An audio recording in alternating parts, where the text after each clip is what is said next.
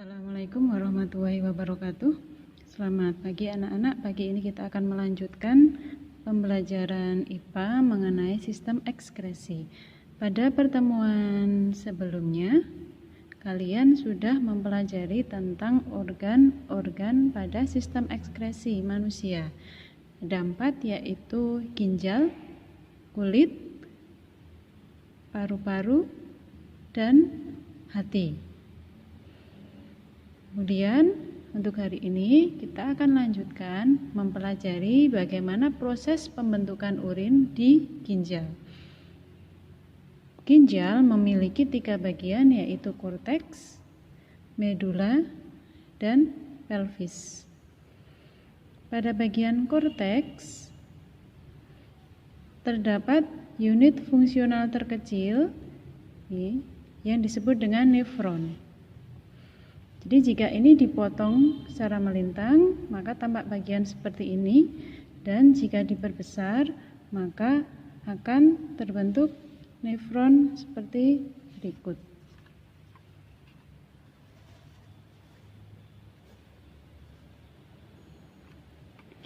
Ini bagian nefron.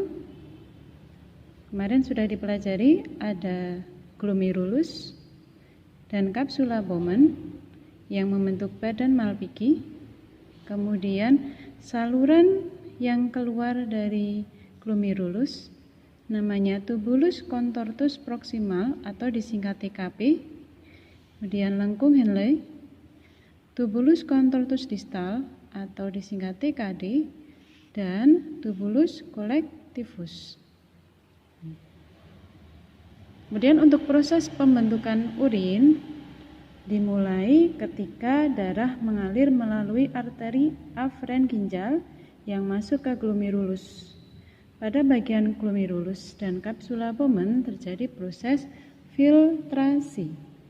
Ini namanya proses filtrasi.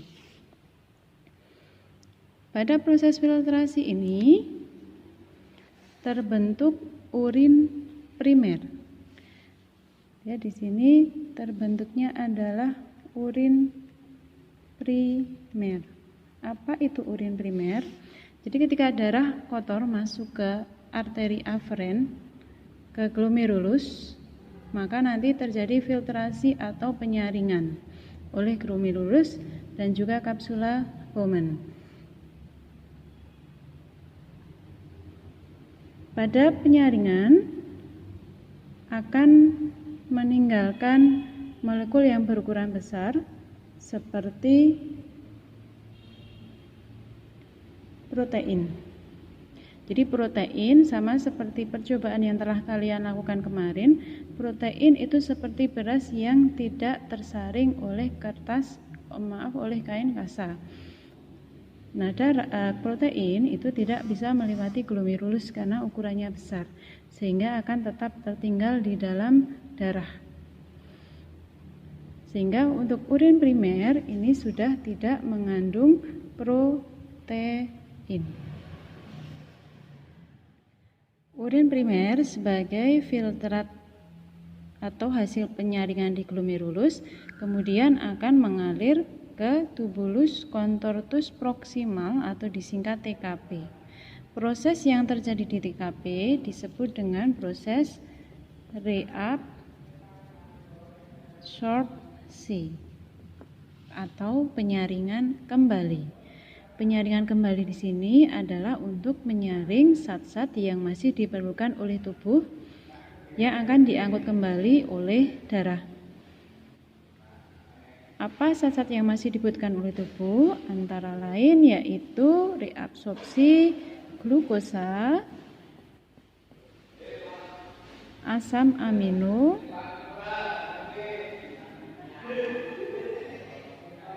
ion kalium,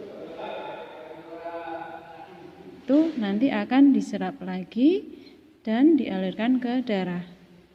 Hasil dari proses reabsorpsi adalah urin sekunder. Karena glukosa tadi sudah diserap kembali oleh bagian TKP, maka urin sekunder normalnya sudah tidak mengandung glukosa. Setelah dari TKP, maka nanti urin akan mengalir ke lengkung Henle. Lengkung Henle ini juga merupakan tempat reabsorpsi. Jadi masih akan direabsorpsi sampai dengan lengkung Henle. Kemudian akan masuk lagi ke tubulus contortus distal atau TKD. Nah, di sini prosesnya disebut dengan augmentasi.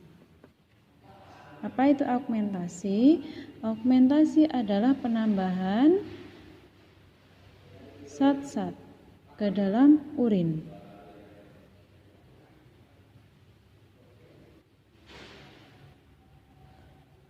Dari urin sekunder yang tadi dihasilkan di TKP, nanti akan masih ditambahi oleh zat-zat dari zat-zat yang sudah tidak dibutuhkan di bagian TKD ini.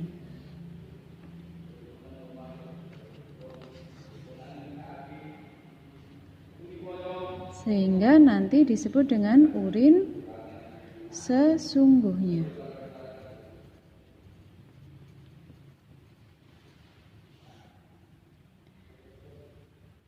Urin sesungguhnya nanti akan dialirkan lagi ke tubulus collectivus atau tubulus pengumpul. Tubulus collectivus nanti akan memanjang sampai ke bagian medula dan juga pelvis, sehingga nanti akan dialirkan lagi ke bagian ureter, kemudian nanti ke kandung kemih dan akan dikeluarkan. Ini proses pembentukan urin. Pada urin terdapat urobilin sebagai zat pewarnanya, sehingga urin warnanya kuning. Urobilin sendiri merupakan hasil dari perombakan darah di hati. Sedangkan di urin juga mengandung urea yang menghasilkan bau yang khas pada urin. Jadi saya ulangi lagi, untuk proses pembentukan urin yang pertama yaitu proses filtrasi di glomerulus dengan filtratnya atau hasilnya yaitu urin primer yang sudah tidak mengandung protein. Kemudian dari glomerulus ke tubulus contortus proximal atau TKP dengan prosesnya yaitu reabsorpsi dengan hasilnya atau filtratnya yaitu urin sekunder yang sudah tidak mengandung glukosa, asam amino, dan ion K karena sudah diserap kembali oleh TKP dan masuk lagi ke dalam darah. Proses yang ketiga yaitu augmentasi yang terjadi di tubulus contortus distal atau TKD dengan hasilnya yaitu urin sesungguhnya.